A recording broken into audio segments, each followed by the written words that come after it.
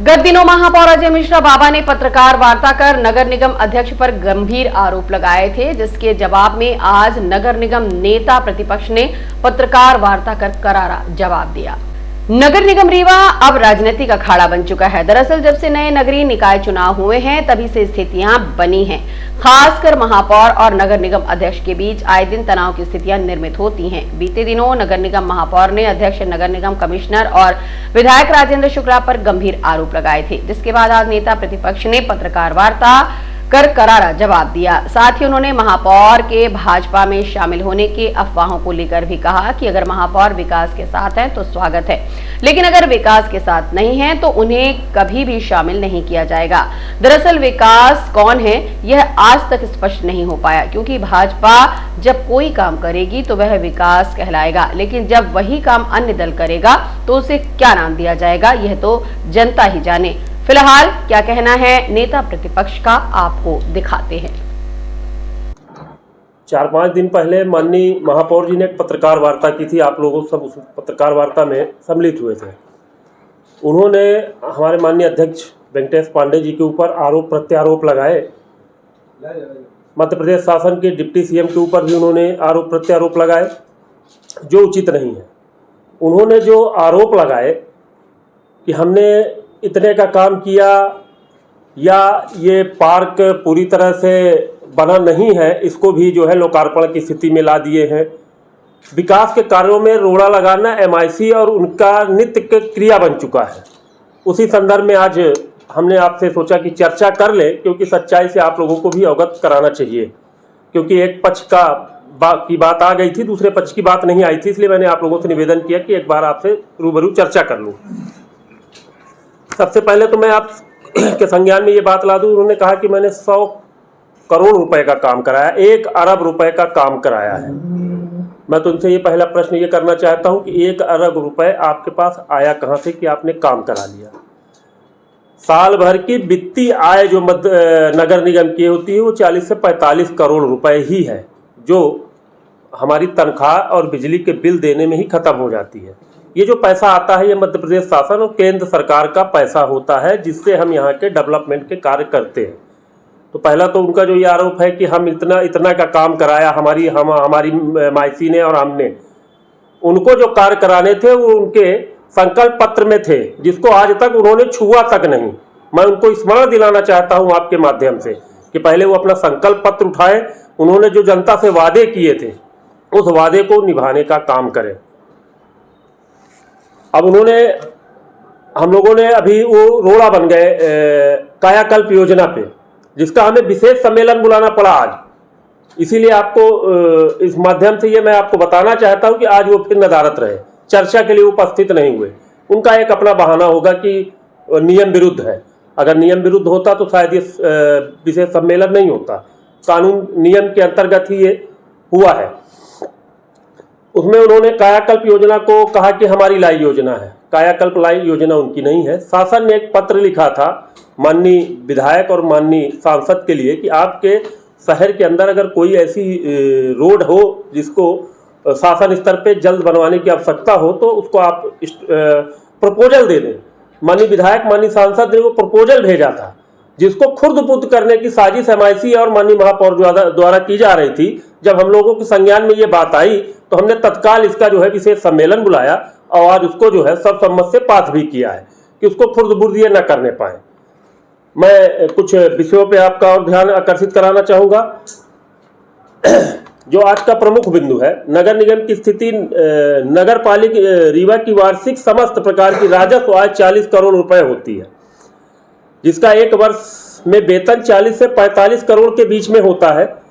इसके साथ नगर निगम को वार्षिक बिजली बिल 12 करोड़, डीजल, पेट्रोल, वाहन, प्रशासनिक एवं अन्य व्यय जैसे लोन, स्टेशनरी, प्रिंटिंग, वाहन किराया, विद्युत सामग्री, कीटनाशक क्रय आदि में 40 करोड़ रुपए खर्च करने पड़ते हैं, जिससे निगम को आवश्यक कार्यों के लिए करीब 100 करोड़ रुपए खर्च करना पड़ता है, जिससे राज्य शासन आय प्रदान की जाने वाली चूंगी क्षतिपूर्ति, जो चूंगी क्षतिपूर्ति कांग्रेस के कार्यकाल में लगभग महीने का 17 लाख रुपए, साल का 2 करोड़ रुपए के आसपास आती थी। आज वो हमारे माननीय डिप्टी सीएम साहब राजेंद्र शुक्ला जी के आर्थिक प्रयासों से 25 करोड़ रुपए के आसपास आ पाती है वार्षिक। मैं उनके संज्ञान में ये बात लाना चाहता हूं। उसके पहले 2004 के पहले नगर निगम के यही कर्मचारी 18 महीने तनख्वाह नहीं मिलती थी, 2 वर्ष के लिए उनको तनख्वाह के लिए इंतजार करना पड़ता था। जब से मध्य प्रदेश में भारतीय जनता पार्टी की सरकार बनी है तब से रेगुलर इनको तनख्वाह मिल रही है। ये उनके संज्ञान में बात आनी चाहिए माननीय महापौर जी के।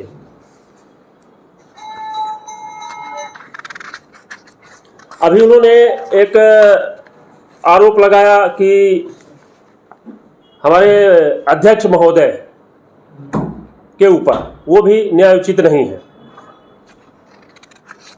उन्होंने कहा कि हमने 158 करोड़ अमृत जल 2 योजना के अंतर्गत पैसा शासन ने दिया है। वो उसको अपनी योजना बता रहे हैं, किस आधार पे? मेरा ये उनके ऊपर आरोप है कि बिना सच्चाई के वो ये बिल्कुल ना बोले कि उन्होंने ये किया है। ये मध्य प्रदेश शासन की योजना थी अमृत 2, जिसको माननीय विधायक जी इस वर्तमान के डिप्टी सीएम साहब के आर्थिक भागीरथ प्रयासों से वो योजना जो है अब क्रियान्वयन के रूप में जमीन पे उतरने वाली है।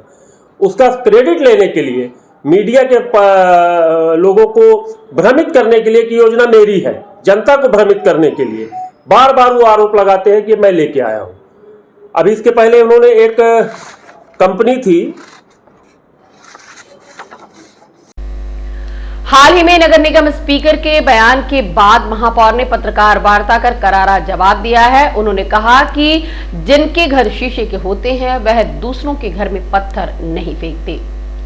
9 मार्च को शिवाजी की प्रतिमा और पार्क का अनावरण किया गया। इस दौरान नगर निगम अध्यक्ष वेंकटेश पांडे ने महापौर रीवा के लिए कड़े शब्द प्रयोग किए थे। इसके जवाब में आज उन्होंने पत्रकार वार्ता कर कहा कि वेंकटेश पांडे उनके मित्र हैं, लेकिन उनका रिमोट कहीं और से चलता है, इसलिए अनर्गल बयान दे रहे हैं। इसके अलावा भी उन्होंने कई पक्ष रखे हैं। क्या कहना है महापौर अजय मिश्रा का, आइए जानने के लिए चलते हैं पत्रकार वार्ता में।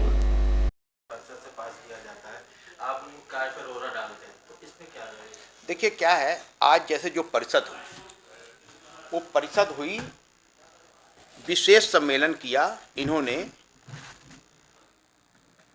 कायाकल्प 19 करोड़ का। कायाकल्प में सी रैप बनता है। शासन की योजना का सी रैप जो आता है उसमें साफ साफ लिखा होता है, ये देखिएगा, मैं पढ़ाता हूँ। कायाकल्प योजना 2 के प्रस्ताव सिटी रोड एक्शन प्लान सी रैप का mayor in council president council से अनुमोदन प्राप्त कर संभागीय अधीक्षण यंत्री की अनुशंसा सहित स्वीकृत हुए प्रस्ताव संचालनालय को मेल आईडी के द्वारा प्रस्तुत करें। भाई एमआईसी का मामला है, सक्षम स्वीकृत आपको लेनी है भोपाल से। सक्षम स्वीकृत के पहले एमआईसी में आएगा, तो एमआईसी में आएगा तो जिन वार्डों में सड़कें बननी हैं, नालियां बननी है, उसका एस्टीमेट बनता है, फाइलें बनती हैं। आपने बिना फाइल के सक्षम स्वीकृत के लिए भेज दिया कहां? भोपाल। 19 तारीख को पत्र आता है भोपाल से कि इसकी स्वीकृति देना है 19 करोड़ की योजनाओं का, ये इनका। और 20 तारीख को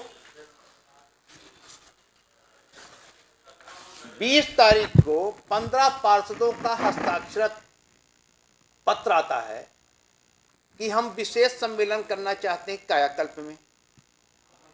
अध्यक्ष कमिश्नर को मार्क करते हैं, कमिश्नर अधीक्षण यंत्री को मार्क करते हैं। अधीक्षण यंत्री के बाद उनके स्टेनो तक को फाइल नहीं मार्क होती, और इसमें चारों जोन के सहायक यंत्री और चारों कार्यपालन यंत्री के सिग्नेचर हैं, और वो ये लिख रहे हैं कि उक्त के संबंध में नगर पालिका रीवा के सम्मानित 15 पार्षदों द्वारा भी अतिशीघ्र सक्षम स्वीकृत हेतु परिषद का विशेष सम्मेलन बुलाए जाने हेतु 20/2/2024 को पत्र दिया गया। तो ये सहायक यंत्री कार्यपालन यंत्री को कैसे जानकारी हो गई कि 15 पार्षदों ने सिग्नेचर किया है?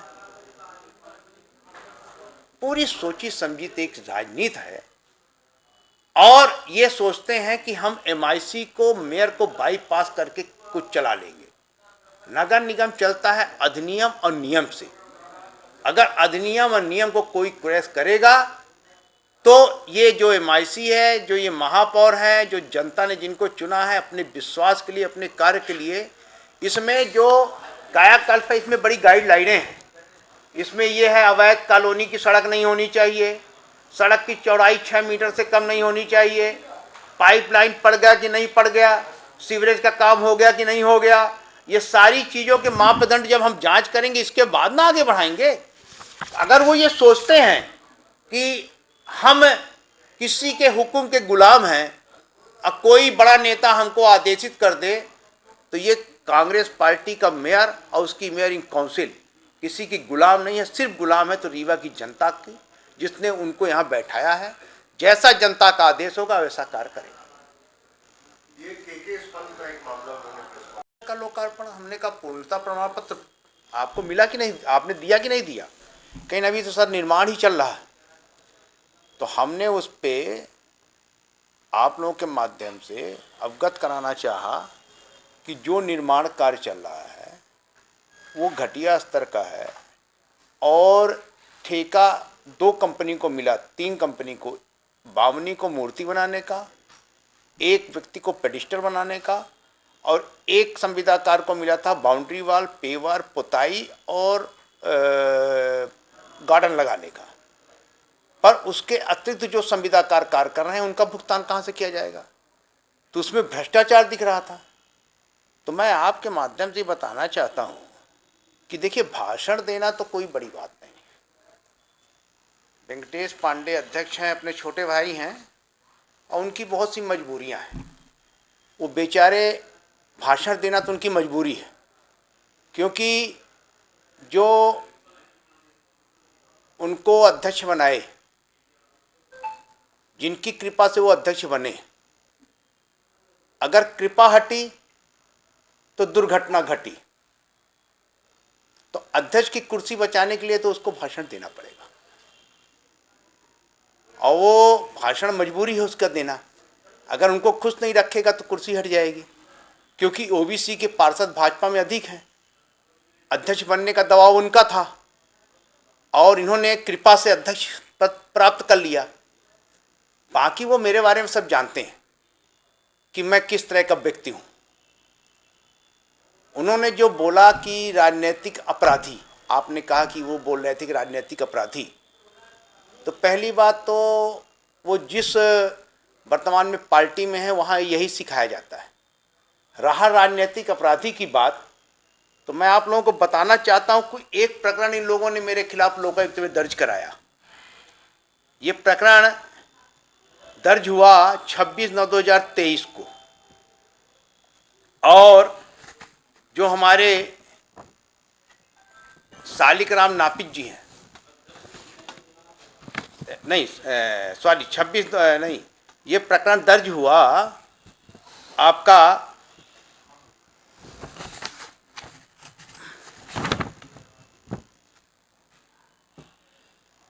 हाँ, ये 3/10/2023 को समाप्त हुआ।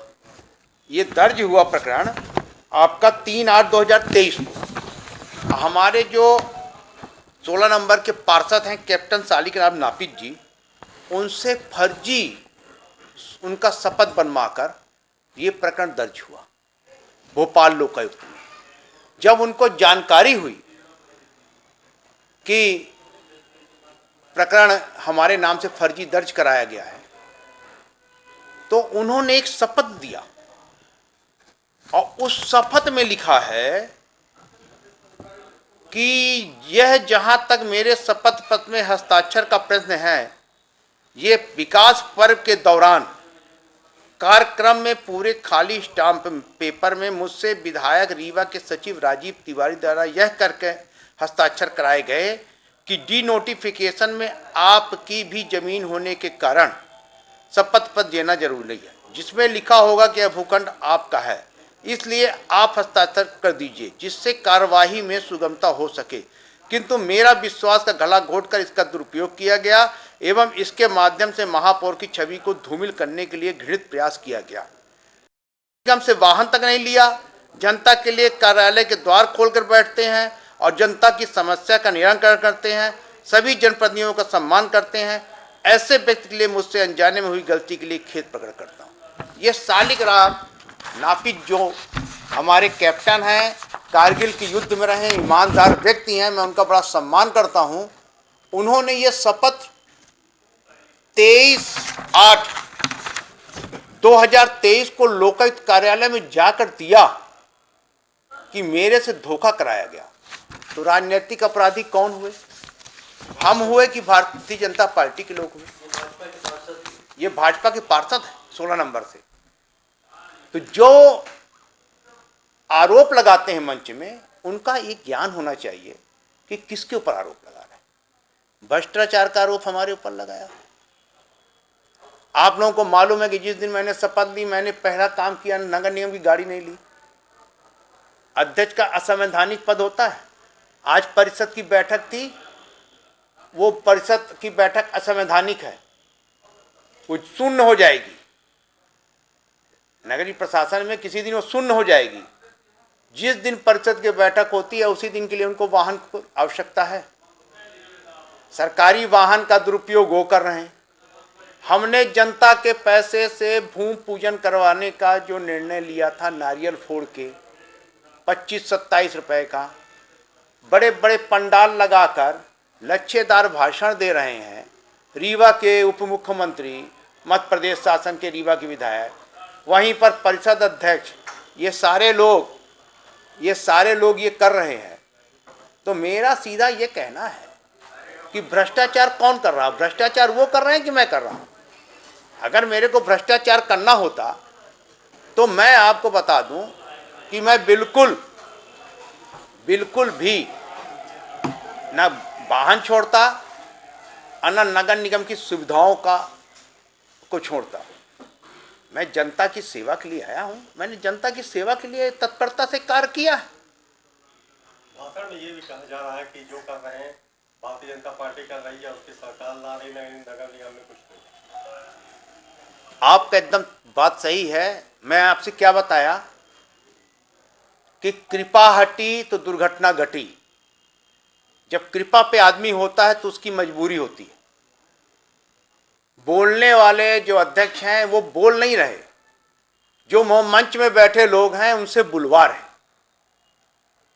वो तो अपना छोटा भाई है, वो सब समझता है कि हमको ये नहीं बोलना चाहिए, पर उसकी मजबूरियां हैं, वो मजबूरी में बोल रहा है। ये सब चीजें उसके कंधे का उपयोग किया जा रहा है। जो आरोप लगाए जा रहे हैं, जैसे उन्होंने बोला कि मध्य प्रदेश शासन, केंद्र सरकार पैसा दे रही है, 40 करोड़ रुपया नगर निगम का साल में तनख्वाह बढ़ती है। एहसान कर रहे हो क्या भाई?